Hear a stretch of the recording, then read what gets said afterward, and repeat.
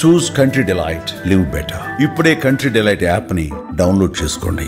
మహాత్మా గాంధీ జయంతి సందర్భంగా విజయవాడ ప్రజలు చాలామందికి తెలియని ఒక బిల్డింగ్ నేను చూపించబోతున్నాను. ఆ బిల్డింగ్ ఏంటంటే మహాత్మా గాంధీ గారు 1921వ సంవత్సరం విజయవాడ వచ్చారు. విజయవాడ వచ్చి అతి పెద్ద మీటింగ్, దేశంలోనే మొట్టమొదటి కాంగ్రెస్ పార్టీ వర్కింగ్ కమిటీ సమావేశాన్ని విజయవాడలో నిర్వహించారు. దేశంలోనే మొట్టమొదటి అంటే ఎంత ప్రాముఖ్యమైనదో చూడొచ్చు. అది విజయవాడలో నిర్వహించారు. 2 రోజుల పాటు గాంధీ గారు విజయవాడలో ఉన్నారు. విజయవాడలో ఉన్నారంటే ఆయన స్టే ఎక్కడ ఉంటుందని అందరికీ కూడా ఒక ఆసక్తి ఉంటుంది. ఆయన 2 రోజుల పాటు ఇక్కడే ఉండి సమావేశాలకి సంబంధించి ప్రణాళిక అంతా రూపొందించిన బిల్డింగ్ దగ్గర నేను ఉన్నాను. ఆ బిల్డింగ్ ఎక్కడో కాదు, విజయవాడ 1 టౌన్లో సామరం చౌక్ అతి దగ్గరగా ఉన్న ఈ బిల్డింగ్లో ప్రస్తుతం నేను ఉన్నాను. ఆ బిల్డింగ్ ఒకసారి లోపలికి వెళ్ళి చూద్దాం.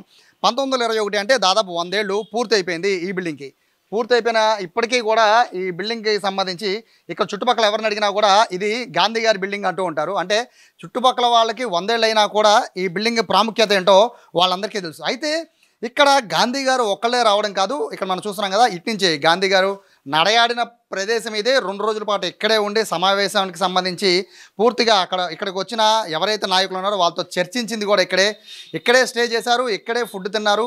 ఆయనకు సంబంధించిన బుక్స్ అవన్నీ తెచ్చుకుని కూడా ఇదే కబోర్డ్స్లో ఉంచుకున్నారు. సో చాలామందికి కూడా గాంధీ గారు ఎక్కడికి వచ్చారంటే గాంధీ హిల్ అని తెలుసు, లేదా అది కొంతమందికి మ్యూజియం, ప్రస్తుతం ఉన్న మ్యూజియం ఉంది, ఆ మ్యూజియం అక్కడికి వచ్చారని మాత్రమే కొంతమంది తెలుసు. కానీ గాంధీ గారు 2 రోజుల పాటు విజయవాడలో ఉన్నారు. విజయవాడలో 2 రోజులు కూడా స్టే చేసి ఫుడ్ తిని మీటింగ్ నిర్వహించి నిద్రపోయింది మొత్తం అంతా కూడా ఈ బిల్డింగ్లోనే. ప్రస్తుతం శిథిలావస్థకి చేరిన ఈ బిల్డింగ్ని బేసిక్గా చాలా వరకు కూడా ఈ బిల్డింగ్ని అమ్మేయాలని చాలామంది అడుగుతున్నా కూడా గాంధీ గారి మీద అభిమానంతో ఈ బిల్డింగ్ని అయితే ఎట్టి పరిస్థితుల్లో అమ్మని చెప్తున్నారు. కానీ రెనోవేట్ చేయడానికి ప్రస్తుతానికి చాలా ఖర్చు అవుతుంది కాబట్టి రెనోవేషన్ కూడా చేయించలేని పరిస్థితి. అయితే ఇక్కడ గమనించాల్సిన మరో అంశం ఏంటంటే కేవలం గాంధీ గారు మాత్రమే కాదు ఈ సమావేశానికి బాలగంగాధర్ తిలక్, అలాగే కస్తూర్బాయ్ గాంధీ, దేవదాస్ గాంధీ, సర్దార్ వల్లభాయ్ పటేల్, విఠల్భాయ్ పటేల్, మోతీలాల్ నెహ్రూ, జవహర్లాల్ నెహ్రూ, అలాగే జమన్లాల్ అనే మరొక స్వాతంత్ర సమరయోధుడు ఆయన వచ్చారు. ఆయనతో పాటు లాలా లజపతి రాయ్, బాబు రాజేంద్ర ప్రసాద్, అబ్దుల్ కలాం ఆజాద్, షౌకత్ అలీ, సరోజినీ నాయుడు, చిత్తరంజన్ దాస్. ఇటువంటి ఒక విధంగా చెప్పాలంటే ఈ పేర్లో దాదాపు 90% అందరికీ తెలిసిన పేర్లే. స్వాతంత్ర ఉద్యమం అంటే గుర్తొచ్చే పేర్లు ఇవన్నీ కూడా.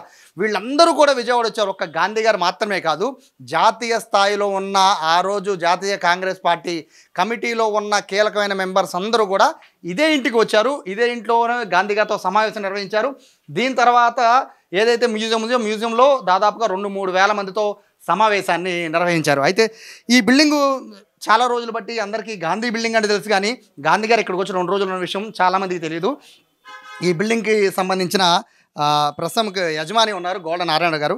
యాక్చువల్గా ఈయనకి పెట్టిన పేరు కూడా ఈ బిల్డింగ్ అంటే అప్పట్లో ఎవరైతే గాంధీ గారిని ఆహ్వానించారో గోళ్ళ నారాయణ గారు, ఆయన కూడా స్వతంత్ర సమరయోధులే. ఆయన పేరే మనవడికి పెట్టడం జరిగింది. సార్ నమస్తే. నిజంగా చాలా గొప్పగా అనిపిస్తుంది. గాంధీ గారు నడయాడిన ప్లేస్ కాదు, 2 రోజుల పాటు స్టే ఉన్న ప్లేస్ కూడా ఇది, బిల్డింగ్ ఇదే. ఎలా అనిపిస్తుంది అంటే మీ తాతగారు గాంధీ గారితో కలిసి తిరగడం, ఇక్కడే ఉండడం, మీ ఇంటికే గాంధీ గారు రావడం అనేది ఎలా అనిపిస్తుంది? అది చారిత్రాత్మకంగా కుటుంబం మొత్తానికి కూడా చాలా గర్వం కలిగించే విషయం, ఆనందం కలిగించిన విషయం. ఆ రోజుల్లో స్వరాజ్య నిధికి ఎవరైతే ఎక్కువ విరాళం ఇస్తారో వారింట్లో గాంధీ గారు బస చేస్తారో అని అన్నప్పుడు అందరికంటే ఎక్కువ 1921లోనే 25,000. అంటే ఈ రోజునది సాధారణంగా బ్యాంకులో ఫిక్స్డ్ డిపాజిట్ వేసినప్పటికీ కూడా 46,500 కోట్ల రూపాయలు అవుతుంది. అంత సొమ్ముని స్వరాజ్య నిధికి సమర్పించినందుకు గాను గాంధీ గారు, గాంధీ గారి భార్య కస్తూర్బా గాంధీ గారు, దేవదాస్ గాంధీ, విఠల్భాయ్ పటేల్ ఇటువంటి పెద్దవాళ్ళందరూ వచ్చి ఈ బిల్డింగ్లో ఈ పర్టికులర్ ప్రదేశంలో వాళ్ళ బస చేయటము అంతా కూడా జరిగింది. చెప్తారండి మీ తాతగారు ఎప్పుడైనా చెప్పారు ఇట్లా మన ఇంటికి గాంధీ గారు వచ్చారు, ఇట్లా తిరిగాము అని మీకు చెప్పడం, మీరు ఏమని అడిగేవారు? మా తాతగారు చెప్పే ఆ సందర్భం రాలేదండి, ఎందుకంటే ఆయన చాలా కాలం క్రితమే గతించారు. మా తండ్రి గారు అప్పుడు కొంచెం ఆయనకి మరీ పెద్ద వయసు కాదు, మరీ చిన్న వయసు కాదు.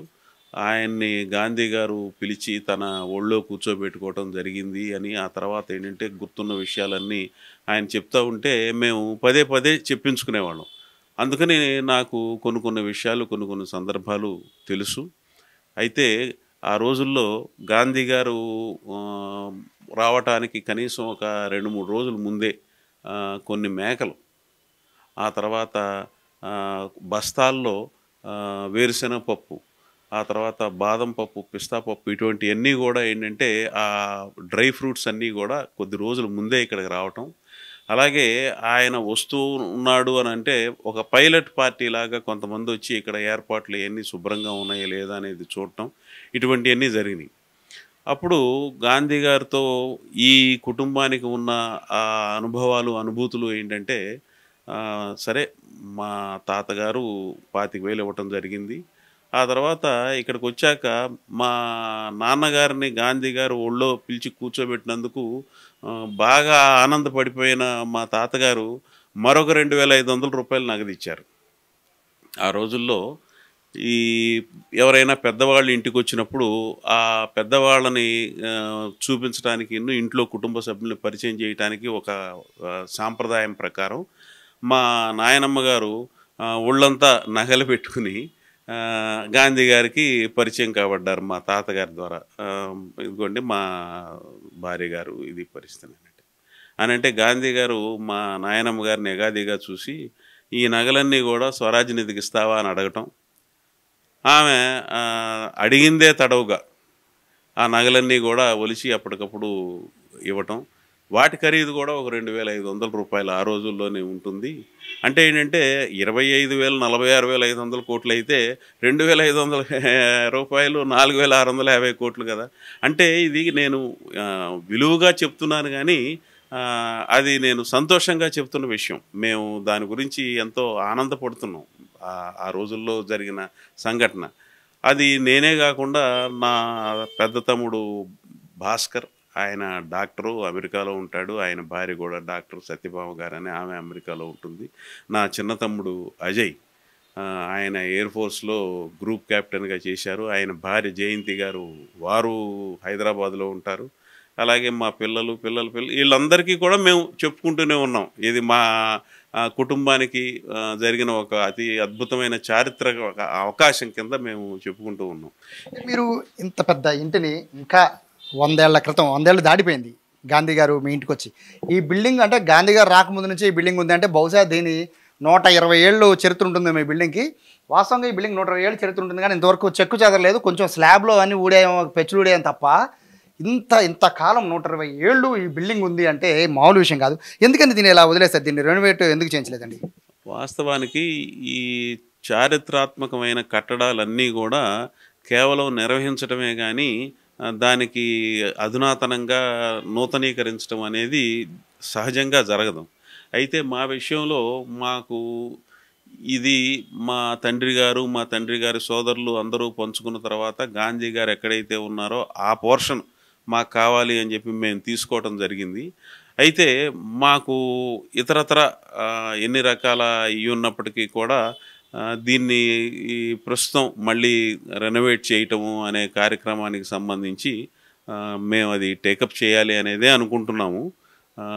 నేను కూడా వాస్తవానికి సంవత్సరానికి ఒకసారి ఇటువంటి సందర్భాల్లో గాంధీ గారి జయంతి అప్పుడు కానీ అట్లాంటప్పుడు రావటమే కానీ ఇది ఇంతకు ముందు కంటే క్రిందటి సంవత్సరానికి ఇప్పుడు చూసుకుంటే మరీ కొంచెం ఇంకా ఎక్కువ దయనీయమైన స్థితిలో ఉంది. ఇది అత్యవసరంగా దీన్ని మళ్ళీ రెనోవేట్ చేయాలి, ఉన్నదాన్ని నిలబెట్టాలి అనేది ఒక మనసులో ఆలోచన. అది చేస్తాం తప్పకుండా. ఈ సందర్భంగా ఇంకోటి కూడా నాకు గుర్తొచ్చింది. గాంధీ గారికి ఆ రోజుల్లో ఆ సమయపాలన అంటే ఎంత ఖచ్చితమైన సమయపాలన అంటే, గాంధీ గారు భోజనానికి వచ్చి కూర్చుంటే కస్తూర్బా గాంధీ గారు వడ్డిస్తేనే తింటారు, ఇంకెవరు వడ్డించినా కానీ తినరు. అది ఒక నియమం. అలాగే కస్తూర్బా గాంధీ గారు ఏదైనా పనిలో ఉండి ఒక నిమిషం కనుక ఆలస్యం చేసినట్టయితే ఆ రోజు భోజనం చేయరు.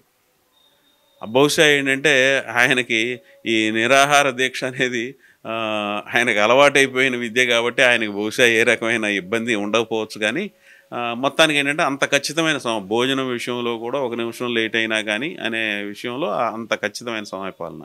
ఆ తర్వాత ఇంకోటి కూడా మాకు ఆ రోజున మా తండ్రి గారు చెప్తున్న విషయం ఏంటంటే, ఆ రోజున వచ్చిన పెద్దవాళ్ళందరికీ కూడా బాగా ఘనంగా ఇంట్లో ఉన్న ఆతిథ్యాన్ని ఇవ్వాలనే ఉద్దేశంతో మన విజయవాడలోని కాళేశ్వరరావు మార్కెట్ ఎవరి పేరు మీద అయితే వచ్చిందో ఆ అయ్యదేవర కాళేశ్వరరావు గారని ఇటువంటి పెద్ద పెద్ద వాళ్ళందరూ వచ్చి కూర్చున్నప్పుడు గాంధీ గారికి వాళ్ళకి అందరికీ కూడా బంగారపు పళ్ళాలు పెట్టడం జరిగింది. గాంధీ గారు కొంచెం నిదానంగా వస్తారు కాబట్టి ఈ లోపల మీరు చేసేయండి అని అంటే వీళ్ళు భోజనం చేస్తూ ఉన్నారు. అయ్యదేవర కాళేశ్వరరావు గారు వగైరాలందరూ భోజనం చేస్తూ ఉన్నారు. చేస్తున్న టైంలో గాంధీ గారు ఒక జర్మన్ సిల్వర్ పళ్ళెం తీసుకుని వచ్చారు. గాంధీ గారు తీసుకొచ్చి ఇక్కడ బంగారు పళ్ళెం చూసి బంగారు పళ్ళెని పక్కన పెట్టి ఆ జర్మన్ సిల్వర్ పళ్ళెంలో దీంట్లోనే వడ్డించమన్నారు. వడ్డించారు, తిన్నారు. అయిపోయిన తర్వాత ఇది నేను స్వరాజ్ నిధి తీసుకుంటానని చెప్పి తీసుకున్నారు. అది అంటే సంతోషించే విషయం. ఒకటికి రెండు తడవలు చెప్తున్నందుకు అనుకోవద్దు.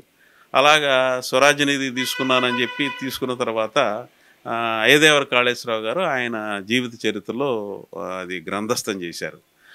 గాంధీ గారు అంతటా ఆయన జర్మన్ సిల్వర్ పళ్ళెంలో తింటే మేమందరం బంగారు పళ్ళెల్లో తింటున్నందుకు మాకు మేమంతా సిగ్గుపడ్డామని చెప్పారు. అందుకని ఇది ఒక కల్పిత విషయం కాదు, ఇది గ్రంథస్థం చేయబడింది, రికార్డ్ అయింది చరిత్రలో అనేది అంత సాధికారంగా నేను చెప్పగలను. మా తండ్రి గారితో ఇది నేను చాలాసార్లు చెప్పించుకోవటం కూడా జరిగింది. ఏం లేదు సార్, ఇప్పుడు గాంధీ గారి ఆశయాలు అనేది మోస్ట్లీ చాలా వరకు ఎవరు పాటించట్లేదు. పైగా రెండుగా డివైడ్ అయిపోయారు. గాంధీ గారు, యాంటీ గాంధీ అనేది రెండు ఇప్పుడు నడుస్తున్నాయి. సో అభిమానులు కూడా అట్లాగే విడిపోయారు. గాంధీ గారి అభిమానులంతా ఒక సైడ్ ఉన్నారు, గాంధీ గారి కంటే ఇంకా గొప్ప దేశభక్తులు ఉన్నారనే వాళ్ళు విడిపోయారు, రెండు రకాలు ఉన్నారు. సో ఈ రోజు నాకు అనిపించింది అంటే గాంధీ సిద్ధాంతాలు ఎవరు పాటించట్లేదు, అనవసరంగా మన తాతగారేమో వేల కోట్ల ఆస్తి ఏమో దానం చేసేసారు, ఇలాంటి వాళ్ళ కోసం వేల కోట్ల ఆస్తి దానం చేసేసుకున్నాం అని ఎప్పుడైనా ఫీలింగ్ వెళ్ళిందా? ఎప్పుడూ ఆ రకమైన ఆలోచన కానీ అభిప్రాయం కానీ కలగలేదండి. పైగా ఇప్పుడు ప్రతి చోట కూడా ఈ అభిప్రాయ భేదాలని ఆ తర్వాత పరస్పర విరుద్ధమైన భావజాలాలని ఉంటాయి.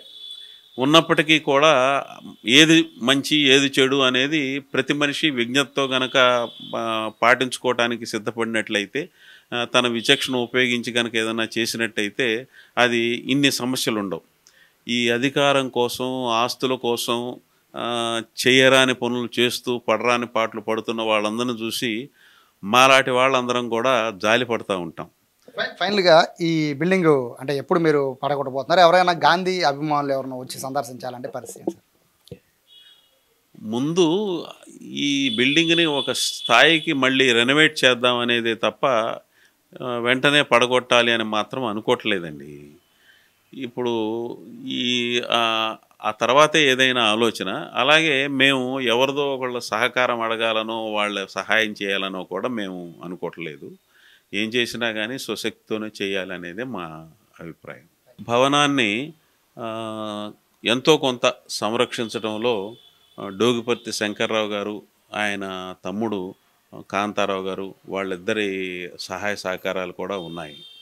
సో ఇది చాలా వాల్యుబుల్ వర్డ్స్ చెప్పారు.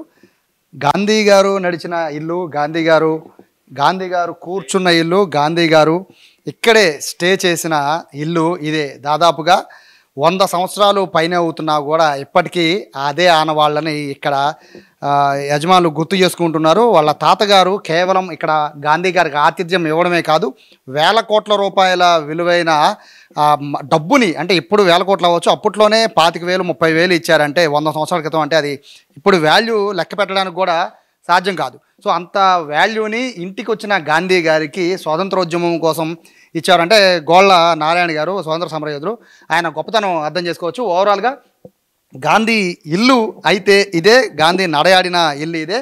గాంధీ గారు రావడం వేరు, ఒక గంట 2 గంటలో స్పీచ్ ఇచ్చి వెళ్ళిపోవడం వేరు. 2 రోజుల పాటు ఇదే ఇంట్లో ఉన్నారంటే నిజంగా ఆ ఇంటిని కూడా అలాగే 100 ఏళ్ళైనా కూడా ఇంటిని అలాగే ఉంచి పడగొట్టకుండా, ఇప్పటికే దూలాలు కూడా 100 ఏళ్ళైనా కూడా దూలాలు అదే విధంగా ఉన్నాయంటే అర్థం చేసుకోవచ్చు. గాంధీ గారి మీద ప్రేమతో ఇంటిని ఇంకా అలాగే ఉంచారు. కాకపోతే మరింత కాలం ఉంచితే ఇల్లు పడిపోయే అవకాశం ఉంది. సో రెనోవేట్ చేస్తామని చెప్తున్నారు. ఇది ఓవరాల్గా గాంధీ నివసించిన ఇంటి స్టోరీ. కెమెరా పర్సన్ కిషోర్తో సాయి, సుమన్ టీవీ, విజయవాడ నుంచి.